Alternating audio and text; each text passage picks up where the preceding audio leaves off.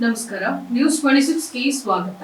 ಮತ ಎಣಿಕೆ ಕೇಂದ್ರದಿಂದ ಹೊರನಡೆದ ರಾಜುಗೌಡ ಸುರಪುರ ಕ್ಷೇತ್ರದ ಬಿಜೆಪಿ ಅಭ್ಯರ್ಥಿ ಸೋಲು ಖಚಿತ ಆಗ್ತಿದ್ದಂತೆ ಮತ ಎಣಿಕೆ ಕೇಂದ್ರದಿಂದ ಬಂದ ಬಿಜೆಪಿ ಅಭ್ಯರ್ಥಿ ನಿರಾಸೆಯಲ್ಲೇ ಹೊರಬಂದು ಮಾಧ್ಯಮಕ್ಕೆ ಪ್ರತಿಕ್ರಿಯೆ ನೀಡಿದ ರಾಜುಗೌಡ. ಮತ ಎಣಿಕೆ ಕೇಂದ್ರ ಮಹಿಳಾ ಕಾಲೇಜು ಮುಂಭಾಗ ರಾಜುಗೌಡ ಹೇಳಿಕೆ: ಆಲ್ಮೋಸ್ಟ್ ನಾನು ಸೋತಂಗಿದೆ, ಹಾಗಾಗಿ ಮತ ಎಣಿಕೆ ಕೇಂದ್ರದಿಂದ ಹೊರಗೆ ಬಂದಿದ್ದೇನೆ. ಮತದಾರರು ಕಾಂಗ್ರೆಸ್ಗೆ ಆಶೀರ್ವಾದ ಮಾಡಿದ್ದಾರೆ. ಕಾಂಗ್ರೆಸ್ ಅಭ್ಯರ್ಥಿ ತಂದೆಯವರು ಸರಿ ಹೋಗಿದ್ರು, ಆದ್ರೆ ಅನುಕಂಪ ಸಹಜವಾಗಿ ಕಾಂಗ್ರೆಸ್ ಕೈ ಹಿಡಿದಿದೆ.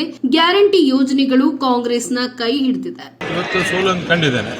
ಸೋತರು ಚಿಂತಿಲ್ಲ. ನನ್ನ ಕಾರ್ಯಕರ್ತರ ಜೊತೆ ನಾನು ಒಬ್ಬ ಸಾಮಾನ್ಯ ಕಾರ್ಯಕರ್ತನಾಗಿ ಅವ್ರ ಜೊತೆ. ಬಿಜೆಪಿಯ ಪ್ರತಿಯೊಬ್ಬ ಕಾರ್ಯಕರ್ತರು ಅದ್ಭುತ ಕೆಲಸ ಮಾಡಿದ್ದಾರೆ. ಬಿಜೆಪಿ ಪರವಾಗಿ ಕೆಲಸ ಮಾಡಿದ ಪ್ರತಿಯೊಬ್ಬರಿಗೂ ನಾನು ಕೃತಜ್ಞತೆ ಸಲ್ಲಿಸುತ್ತೇನೆ. ಸೋಲು ಗೆಲುವು ಚುನಾವಣೆಯಲ್ಲಿ ಇದ್ದಿದ್ದೆ. ನನಗೆ ಸೋಲಾಗಿದೆ ಅಂತ ಎದೆಗುಂದುವುದಿಲ್ಲ. ಬಿಜೆಪಿ ಕಾರ್ಯಕರ್ತರು ಕೂಡ ಎದೆಗುಂದಬಾರದು. ಮುಂದಿನ ದಿನಗಳಲ್ಲಿ ಬಿಜೆಪಿ ಕಾರ್ಯಕರ್ತರ ಜೊತೆ ಇದ್ದು ಕೆಲಸ ಮಾಡ್ತೀರಿ. ಬಿಜೆಪಿ ಗೆಲ್ಲಲು ಅಂತ ಬಿಜೆಪಿ ಕಾರ್ಯಕರ್ತರು ಕೆಲಸ ಮಾಡಿದ್ದಾರೆ. ಬಿಜೆಪಿ ಪರ ಕೆಲಸ ಮಾಡಿದ ಪ್ರತಿ ಕಾರ್ಯಕರ್ತರಿಗೂ ಕೈ ಜೋಡಿಸಿ ಕೈ ಮುಗಿದು ರಾಜುಗೌಡ ಹೊರನಡೆದಿದ್ದಾರೆ. ವರದಿ ಜುಮ್ಮಣ್ಣ ಗುಡಿಮನಿ, ನ್ಯೂಸ್ 26 ಕನ್ನಡ, ಯಾದಗಿರಿ.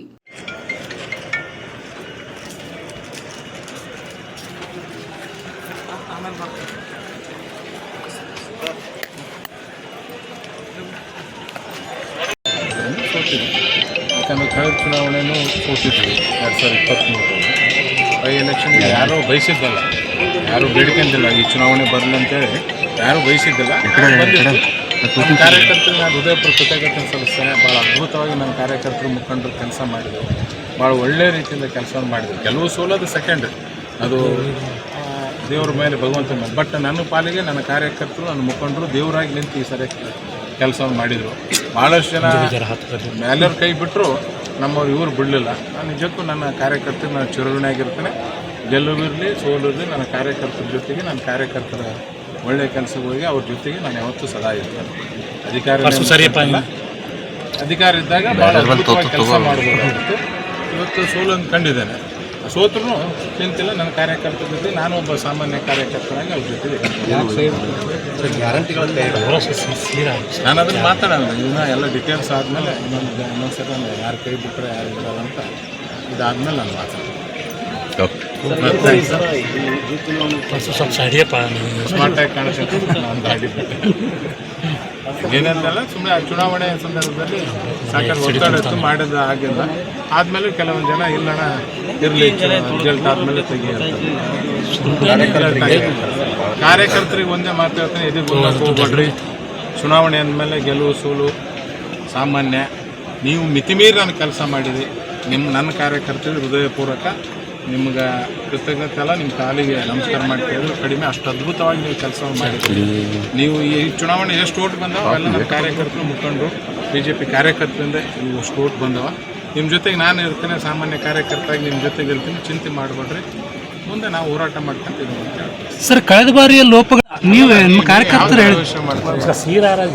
ಹೋದ ಸರಿ 25,000 ಲೀಡಲ್ಲಿ ನಾವು ಸೋತಿದ್ದೇವೆ. ಹೋದ ಸರಿ ನಾವು ಹಲವಾರು ನಮ್ಮ ತಪ್ಪುಗಳು ಮಾಡಿದ್ದೇವೆ. ಈ ಚುನಾವಣೆ ಯಾರು ಬಯಸಿದ್ದಲ್ಲ. ಸರ್ಕಾರದ ಅವ್ರದ್ದಿದೆ, ಸಿಂಪತಿ ಇದೆ, ಅವ್ರ ತಂದೆಯವ್ರು ಸರಿ ಹೋಗ್ಯಾರ ಅಂತ ಸಿಂಪತಿ ಇದೆ.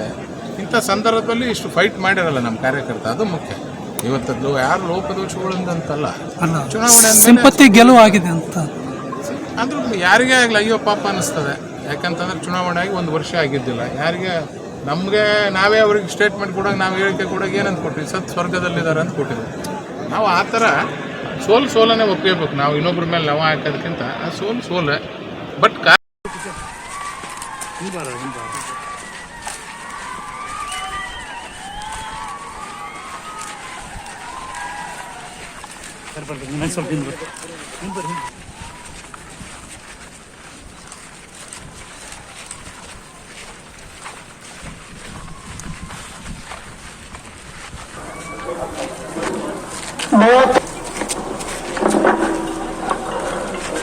ನರಸಿಂಹ ನಾಯಕ್ ರಾಜುಗೌಡ ಅವರು 61,576 ಮತಗಳನ್ನು ಪಡೆದಿದ್ದಾರೆ. ರಾಜಾ ವೇಣುಗೋಪಾಲ್ ನಾಯಕ್ ಅವರು 79,924. ವೇಣುಗೋಪಾಲ್ ನಾಯಕರು 269. ಇದಾಗಿತ್ತು ಲೇಟೆಸ್ಟ್ ಅಪ್ಡೇಟ್ಸ್. ಇನ್ನಷ್ಟು ಸುದ್ದಿಗಾಗಿ ನೋಡ್ತಾ ಇರಿ ನ್ಯೂಸ್ 26 ಕನ್ನಡ.